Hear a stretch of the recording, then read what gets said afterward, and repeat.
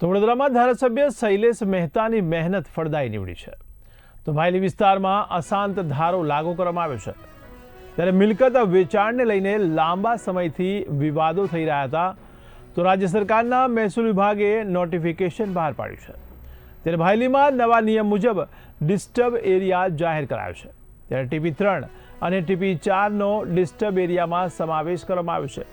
ત્યારે ઘણા સમયથી અશાંત ધારો લાગુ કરવાની માંગ ઉઠી રહી હતી, ત્યારે સ્થાનિક લોકો માટે આ પગલું સલામતી અને શાંતિ તરફ દોરી જશે। મુખ્યમંત્રીએ જાહેરાત કરી હતી અને આજે અમારી પાસે જે પરિપત્ર મોકલવામાં આવ્યો છે કે ભાયલી વિસ્તારની TP3 અને 4ના કેટલાક વિસ્તારોમાં જે લોકોની લાગણી અને માંગણી હતી અને 22ની ચૂંટણીમાં ભાયલી ખાતેની જાહેર સભામાં અમે જાહેરાત કરી હતી કે ભાયલીમાં અશાંત ધારો આવશે।